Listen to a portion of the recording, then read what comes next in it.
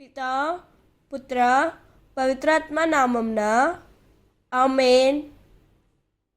ఈరోజు దేవుని వాగ్దానం,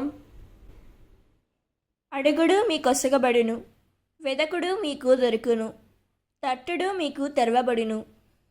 ఏలయన అడిగిన ప్రతివానికి లభించును, వెతికిన ప్రతివానికి దొరుకును, తట్టిన ప్రతివానికి తెరవబడును. మత్తాయి 7వ అధ్యాయం 7వ వచనం. ఈ వాక్యం మనకు ఏం చెబుతున్నదంటే, ఈ వాక్యంలో ప్రభువు మనకు ఒక గొప్ప హామీ ఇస్తున్నారు. దేవుడు దూరంగా ఉండేవాడు కాదు. మనము అడిగితే ఆయన వింటాడు, మనము వెతికితే ఆయన ప్రత్యక్షమవుతాడు, మనము తట్టితే ఆయన ద్వారం మూసిపెట్టడు. కానీ ఇది కేవలం మాట కాదు, మన విశ్వాసం, సహనం, పట్టుదల పరీక్షింపబడుతోంది. అడగడం అంటే వినయం, వెతకడం అంటే ఆకలి, తట్టడం అంటే నమ్మకం. దేవుని దగ్గరకు వచ్చిన ప్రతి హృదయం ఖాళీగా తిరిగి వెళ్ళదు.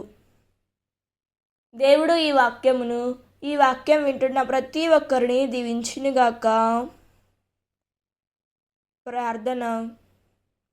ప్రియ తండ్రి, నీ వాక్యంలో ఇచ్చిన హామీకి కృతజ్ఞతలు.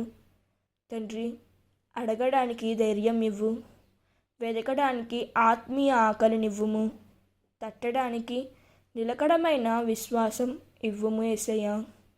నా ప్రార్థనలు ఆలస్యమైన, నిరుత్సాహమైన పడకుండా ఉండే సహనం ఇవ్వుము తండ్రి.